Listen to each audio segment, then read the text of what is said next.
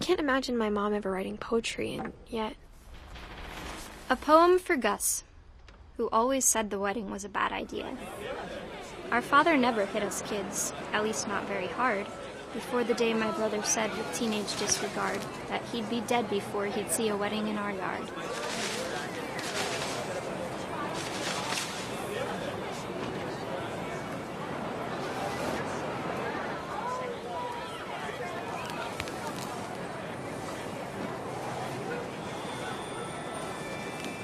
My father made him come, of course, but Gus stood far apart, just flew his kite and bottled up the storm inside his heart.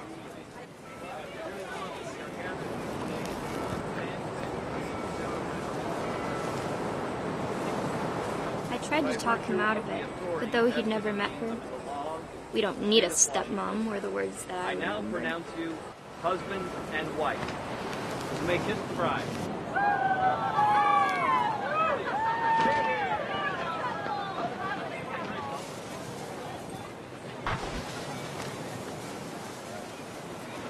When the time for photos came, Dad ordered him to come here. But Gus declined, and as a sign held up his middle finger.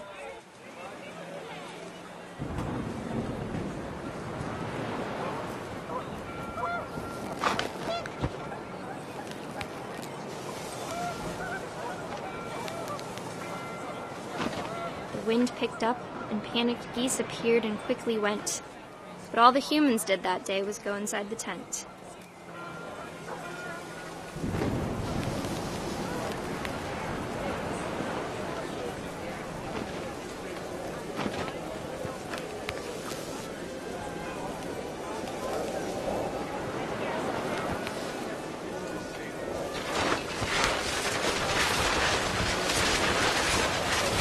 The rain came down in buckets then, but no one seemed afraid that nature might destroy the tent our dad had crudely made.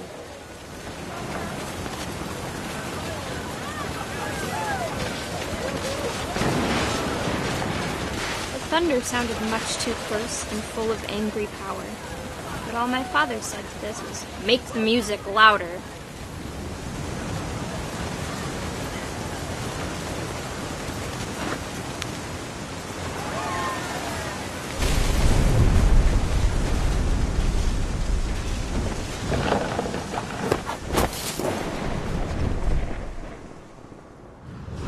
I wish that I could truly say I thought about you on that day. Out there on the beach alone, just you, the wind, the sea, and foam. But I didn't, until we found you.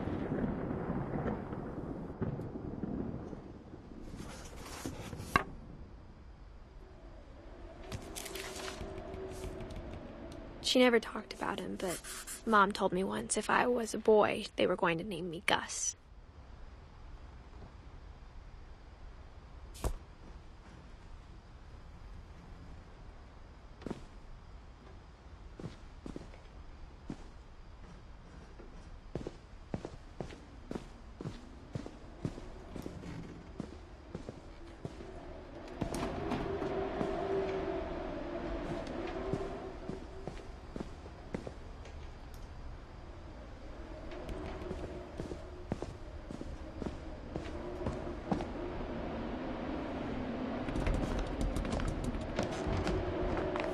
My mom moved up to the loft after her brothers died.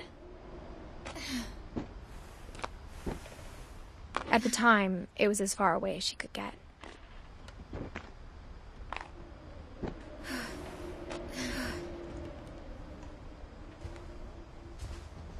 Religion was another thing my mom never talked about, but I think it helped her a lot after her dad died.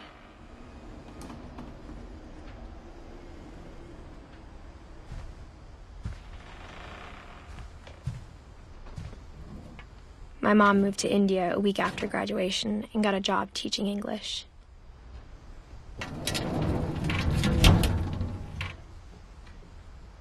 She spent a summer building houses in Calcutta, where she met my dad, Sanjay.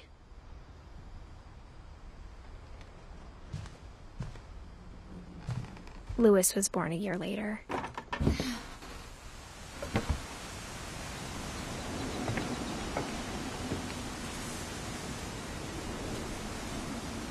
When my dad died, I don't think Mom knew where else to go. I'm sure Edie was happy to have her back. And to see kids in the house again.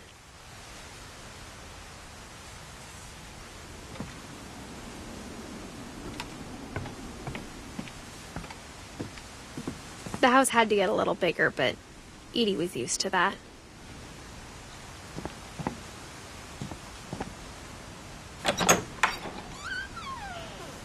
And for a while, things were good. Almost normal.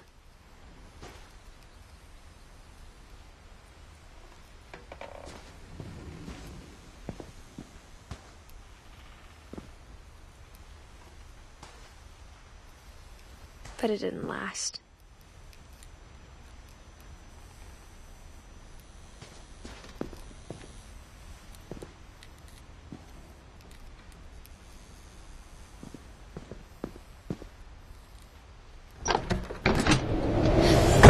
The beginning of the end was Milton's 10th birthday, when Edie gave him a castle.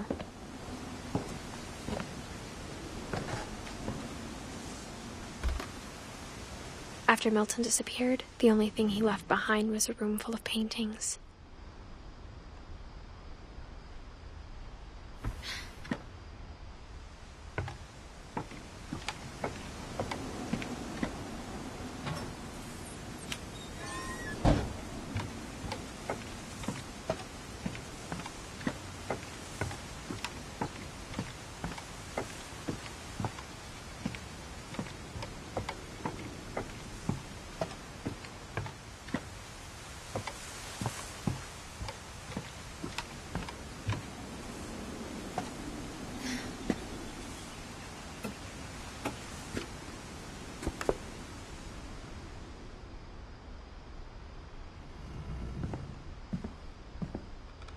I think Edie was happy to finally have another painter in the family.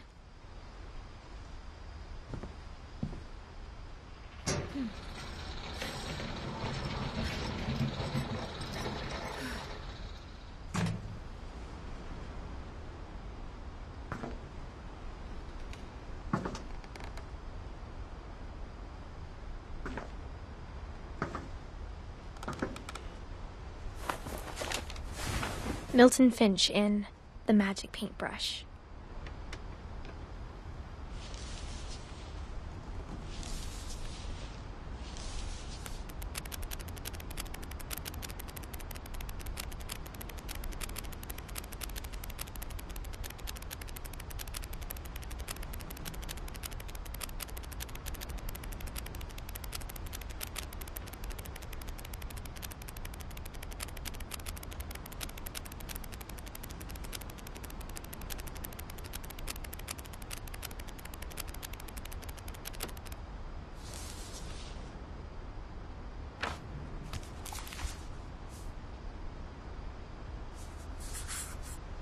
I was 4 when Milton disappeared.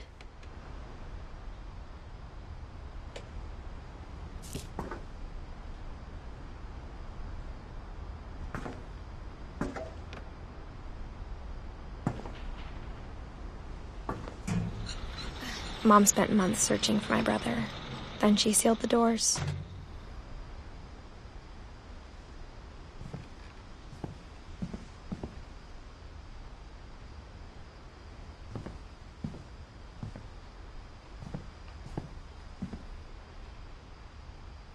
Whatever Milton had found in the house, Mom didn't want it getting out.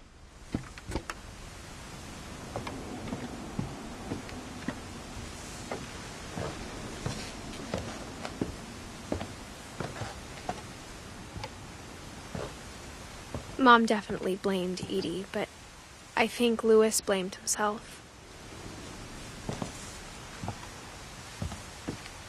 After he graduated, he just spent more and more time in his room. Until Mom got him a job at the cannery.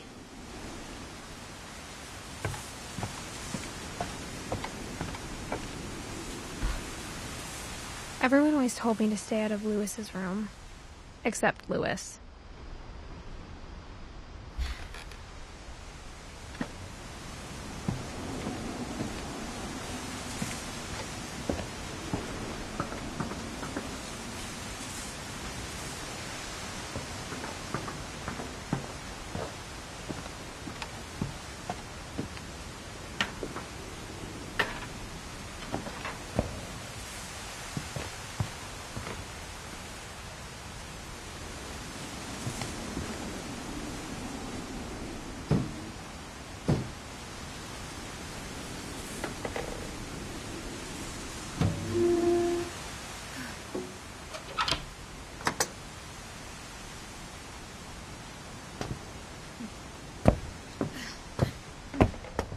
Lewis's room smelled very, very familiar. That part of him lived on.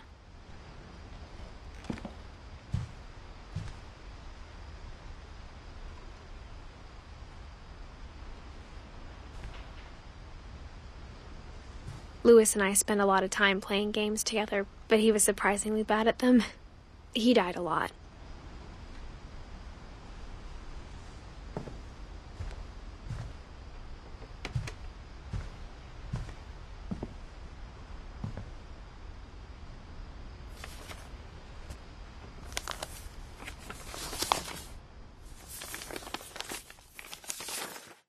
Dear Mrs. Finch, as Lewis's psychiatrist, I can understand your desire for an explanation. As I see it, the trouble began in January, shortly after we convinced your son to seek treatment for substance abuse. Newly sober, I believe Lewis first noticed the monotony of his daily life.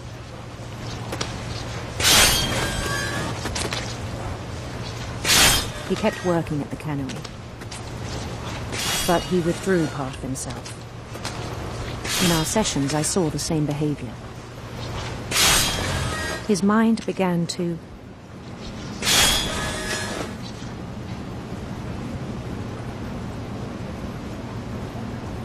wander. I asked him to describe it. He said he started small. Imagining a labyrinth. He'd feel his way about.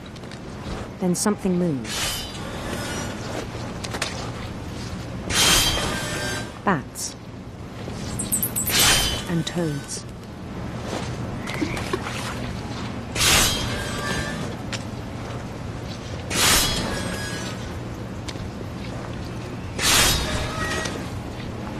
And things that have not names.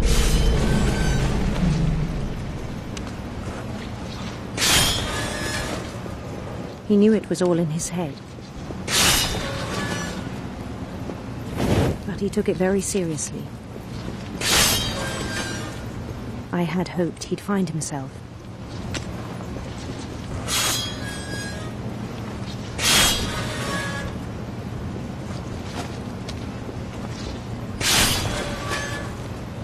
But he found something more.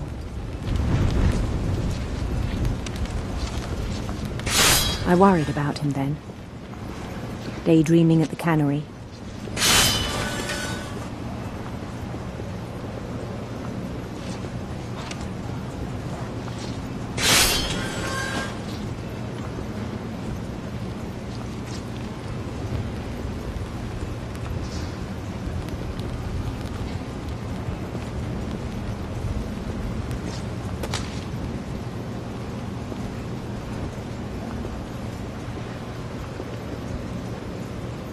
I spoke with his boss.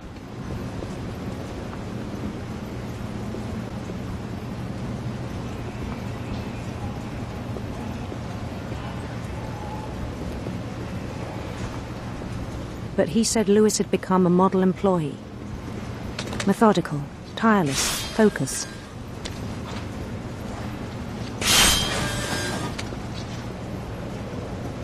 Like a whole new Lewis. So I let him go on.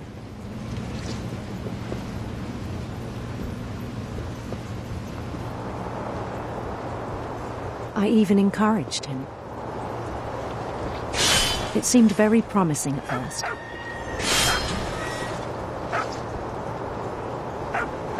He told me he'd made a new friend.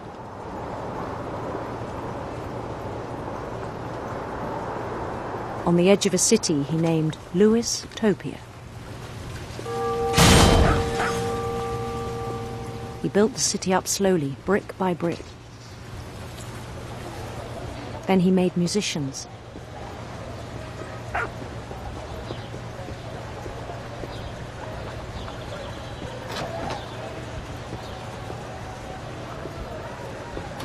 And songs for them to play.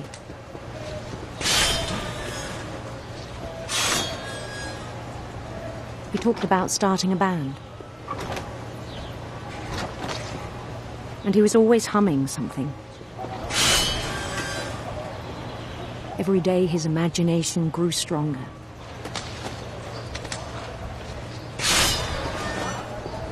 He no longer spoke at the cannery, but his chopping was as reliable as ever. Then one day it struck him that all the cheering crowds, even the stones under his feet, were all in his imagination, so he could do whatever he wished.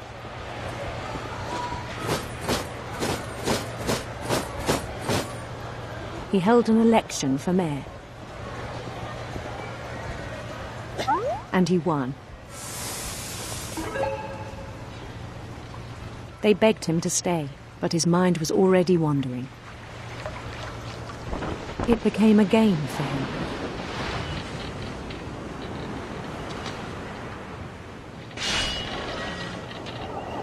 He'd conquer a city, then immediately push on.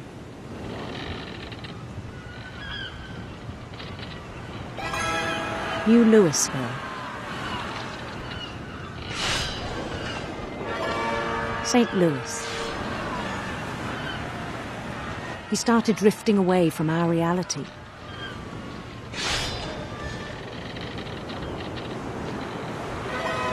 Minneapolis, until one day he forgot to go home from the cannery. Even as his mother pleaded with him, part of Louis kept sailing on.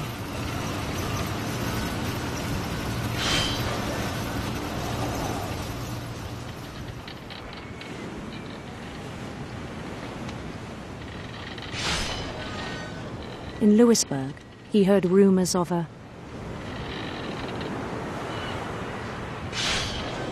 beautiful prince.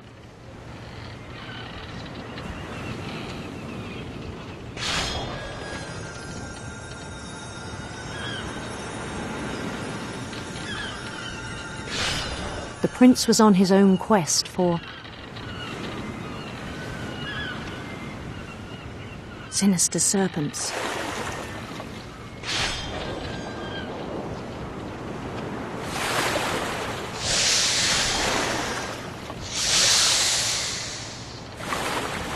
He followed the sound of his electric sitar.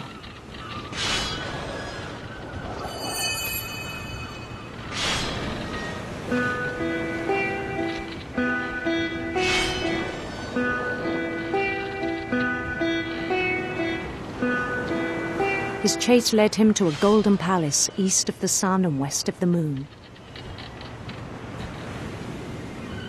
Even then, his logic remained sound. He knew the world was all in his imagination.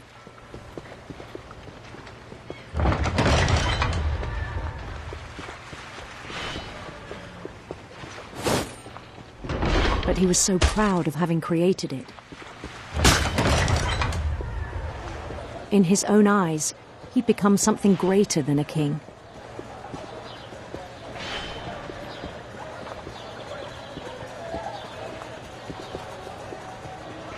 For someone who'd never known success in the real world, I think it was overwhelming. And then it struck him that the real Louis was not the one chopping salmon, but the one climbing the steps of a golden palace.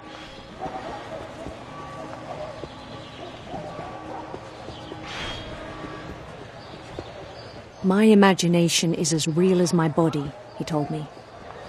It was hard to argue with him.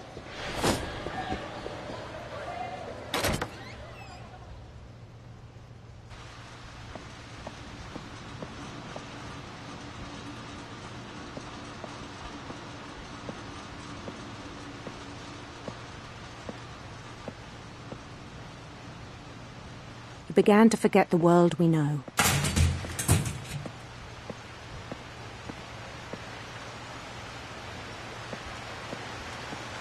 I think it pained him to remember Louis, the cannery worker.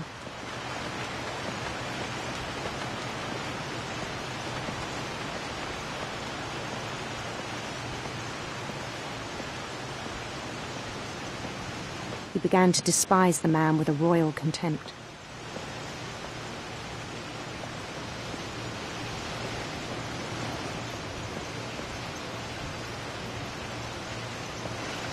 I still thought I could save him. Even after he said he was being crowned king over all the lands of wonder.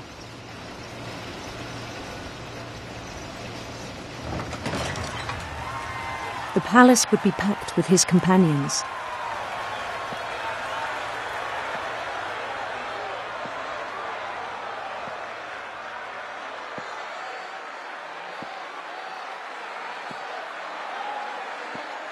Including the wise Calico who'd insisted on advising him.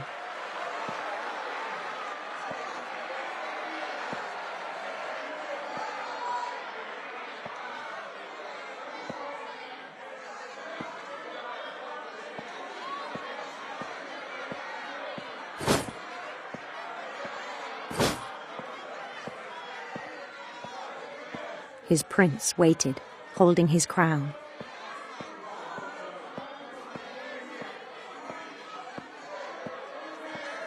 There was only one thing left to do.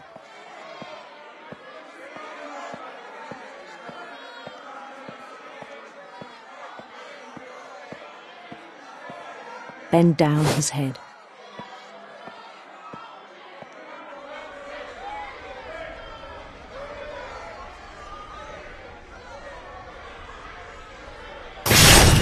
And the rest I think you know.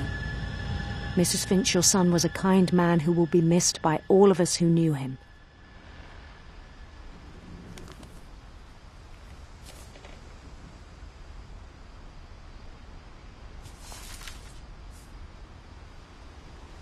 My brother was really cool. I wish you could have met him.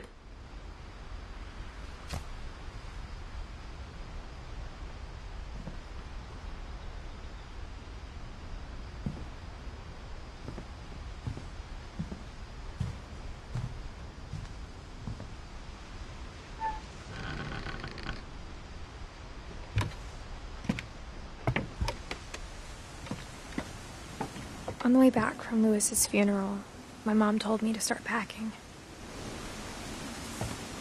She waited until the day before we left to tell Edie. I'm not sure if she wanted to make it easier or harder.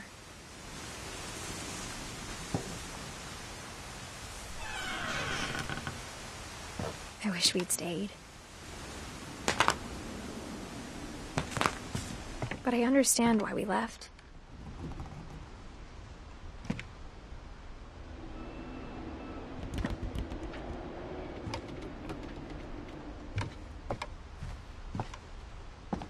My mom ended up leaving everything behind.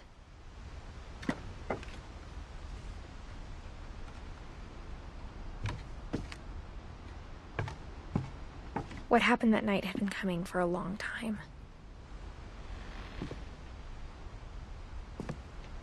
Maybe it should have come sooner.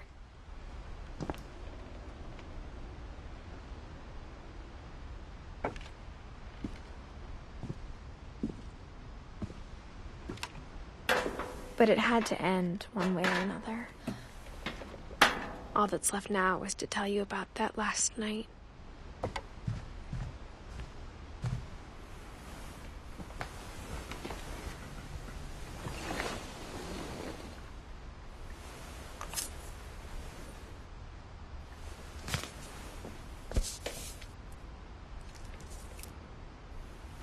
That whole last day, Edie just watched us pack and didn't say a word. Until supper, when she raised her glass and said, "To our final night together, and all our final nights apart." Grandma, you know what I said about alcohol. Some of your medications are very Edith, specific. I left a present for you in the hallway. Why don't you go open it? The grown-ups have to argue now. I'm sorry, you're right. We're all leaving tomorrow. Let's just enjoy our last... I'm not leaving. Edith, you're excused.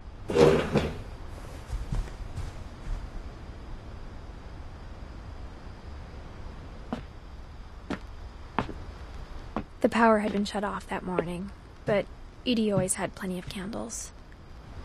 When my mom sealed the library, I don't think she knew about the other entrance. Or that Edie had a key to it.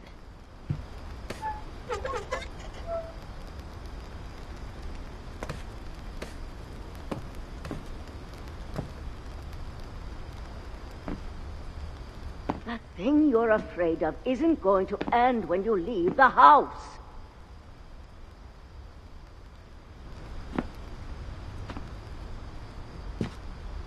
Edith has a right to know these stories. My children are dead because of your stories. I think it's best if Edith and I leave tonight.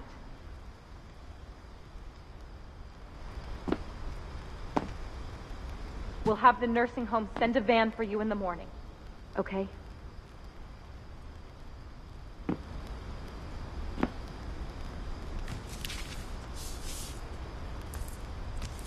Dear Edith, there's so many stories I wish I could tell you, but there's only time for one. This is about what happened on the night you were born. That night, the tide went way, way out. It was the first and last time I ever saw the old house aground. There'd been an earthquake out in the middle of the ocean.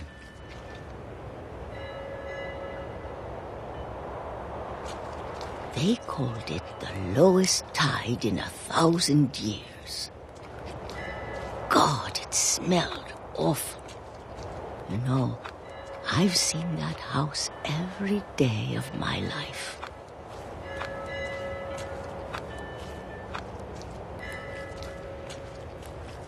But I never thought I'd go back to it. When the fog rolled in, I lost my way.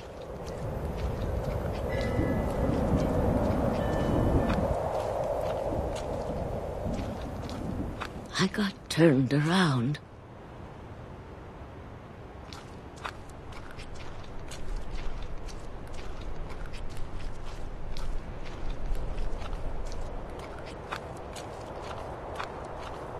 For a while, I wandered.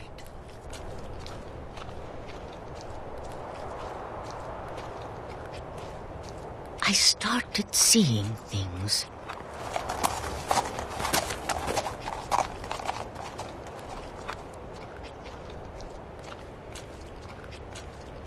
Things I'd forgotten had ever existed.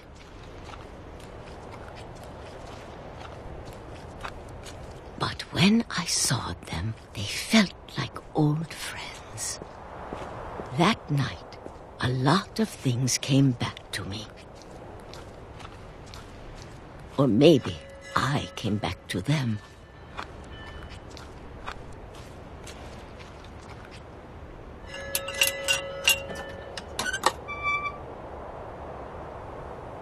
Things I can't explain, but that I need you to try and... Edith, what are you doing in here? It's mine. Edith! Mom, you're gonna rip it! Let go!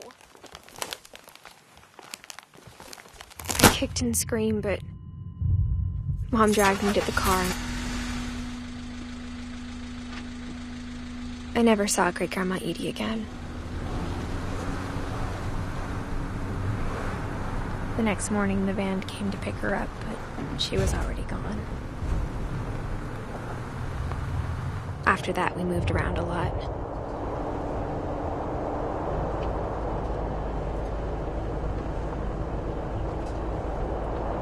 We both tried to make the best of it.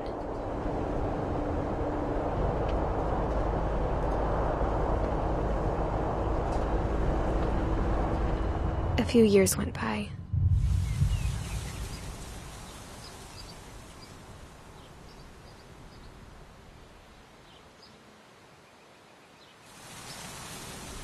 My mom didn't like to talk about it. But she started getting sick a lot. The rest happened pretty quickly.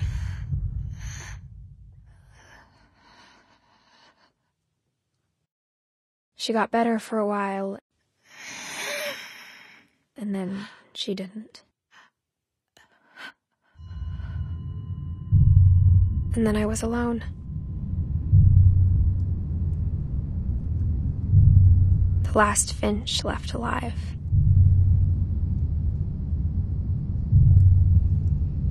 Until I found out about you. I'm still not sure what to tell you about all this. If we lived forever, maybe we'd have time to understand things. But as it is, I think the best we can do is try to open our eyes. And appreciate how strange and brief all of this is.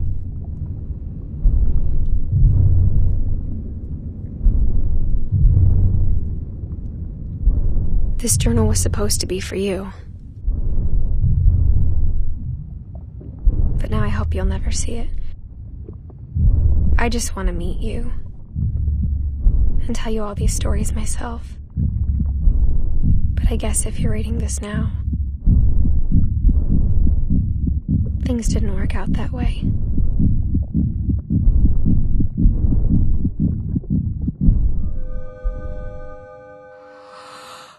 This is where your story begins. I'm sorry I won't be there to see it. It's a lot to ask, but I don't want you to be sad that I'm gone. I want you to be amazed that any of us ever had a chance to be here at all. Good luck.